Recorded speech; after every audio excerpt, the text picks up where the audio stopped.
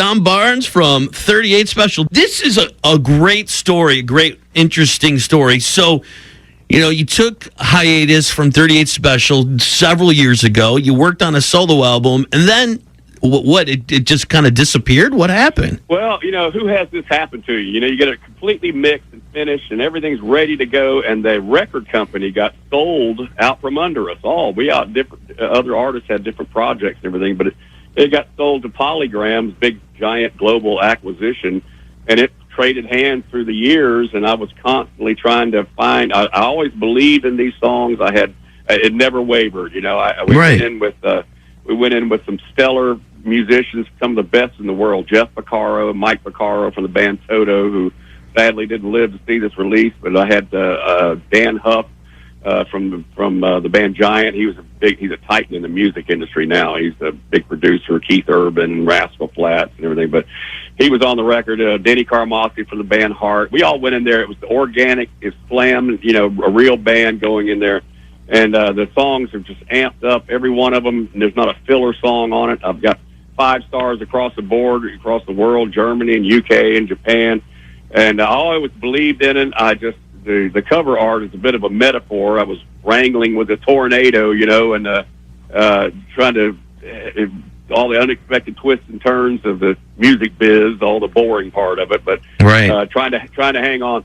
But yeah, so it got sold, and we tried to buy the masters through the years, and they weren't interested in selling masters. A&M Records finally ended up with Universal Music. It's kind of a big umbrella company, and they destroyed the masters. We found that we did 3 different searches through the company in the vaults, and they had just thrown them away along with other artists. Destroyed the masters. So, that's got to be so frustrating. You put all this work into it, and then all of a sudden they just we don't need it anymore. Well, the people who were invested emotionally in it were championing my project. They were all spirited away to other companies right away. Right. That company got sold. So the new people, they had no investment at all. They could care less who had a project coming out or whatever. They're moving on. They couldn't even find their desk. So they didn't know what was going on before they got there. So you're kind of at the mercy of those kind of setbacks, and but you have to have a thick skin in this business. You do. There's been a lot of disappointments, but a little success. I always said that out of the 100% of my efforts, maybe 5% of it was success. The rest of it was a lot of failure. You have to be prepared for that sort of thing.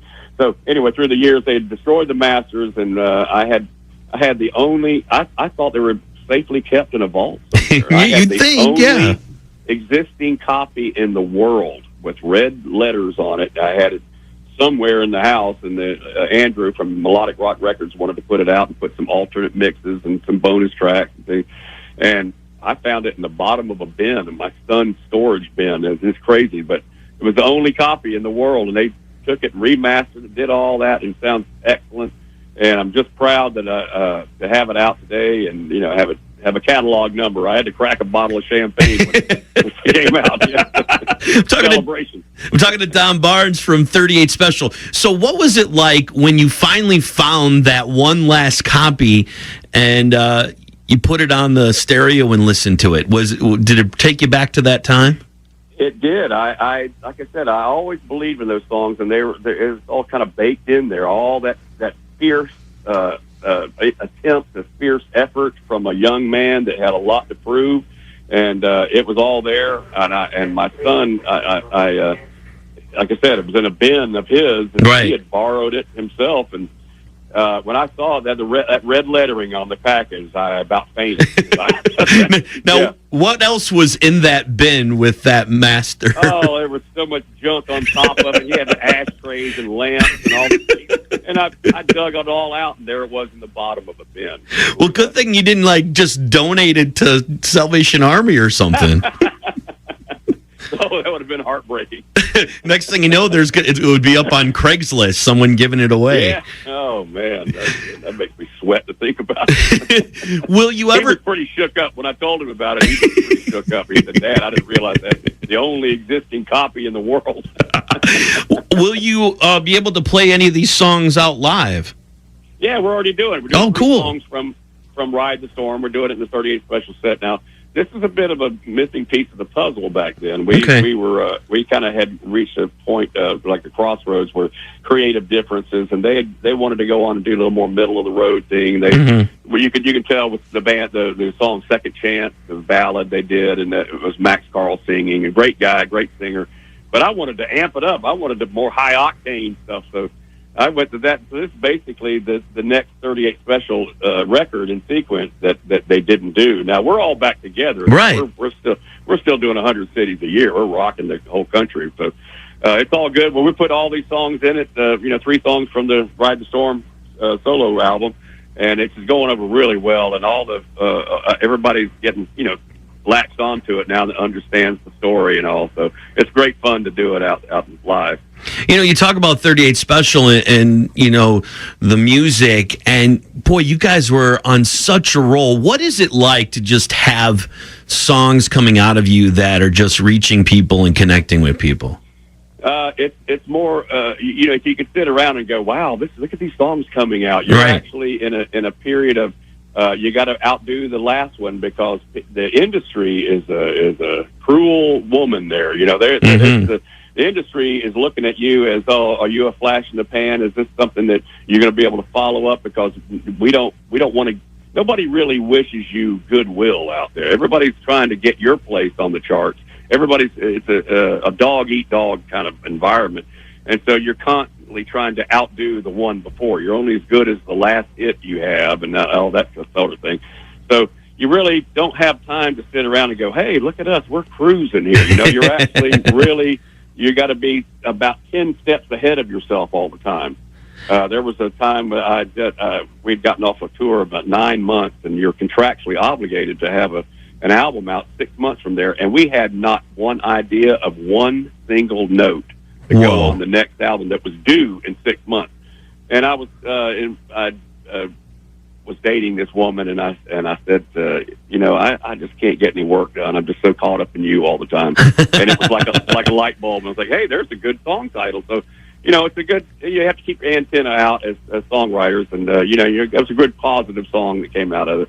Hold On Loosely was about a marriage that was breaking up. It was the end of a marriage, and I had wrote it with my friend Jim Peterick from the band Survivor. Oh, yeah. Eye of the Tiger and all this. And we sat at his kitchen table, and I said, what is it about, relationships where people try to keep each other under the thumb? They don't give each other room to breathe, and, they want to change each other. And I said, what do you think about this title? I had a little notebook there. I said, what do you think of this title, Hold On Loosely? And he said, oh, yeah, but don't let go. No way! Yeah. And it was like the perfect bookend, perfect couplet to it, and so we were off to the races there. That's how the inceptions of songs start. It's just from a little germ of an idea. We call it. That's just that is so cool that to hear a story like that, and because you know the song, you love the song, and to hear the background about it, that's really cool. Yeah. Thanks for sharing that. Out of something negative came a good positive piece of advice, and that's something. But that song has been an anthemic song for us all these years, and so we, again, back then you tried to top that one, you tried to top the one before it. Mm-hmm. I've always told these kids that they got a band, they want a record deal, and if they want to know how to get into us, and if you absolutely have to do it, because it's a lot more struggle and sacrifice than you think it is. Of course. You have to make it number one over everything. Anniversaries, birthdays, all that. You're rehearsing all the time. You're always writing. So it's something you have to do it for the right reasons. And I tell these guys, don't do it for the parties and the girls. You got to do it for the passion and your art to say something, make a statement. It's almost like a sickness when you're in that industry, isn't it? Well, Jim Peterick, he's the sickest of us all. He's the one that he's like an aberration. He carries this little recorder in his notebook, and he goes out with his wife on an anniversary dinner, and she's like, Jim, could you just leave at home one night? He's constant. He'll hear church bells and some melody, and he'll start writing a song with the melody of the church bells. That's great. Yeah, he's written about 5,000 songs, and I say, how can you keep doing this? And some of these songs won't ever see the light of day. He said, I just feel like one day they will. A writer writes, a painter paints. So that's what he does. That's so true. Don Barnes from 38 Special. Pick up the new solo album, the Lost solo album, Ride the Storm, out now. I appreciate it, Double T. Thanks for having me on, bud.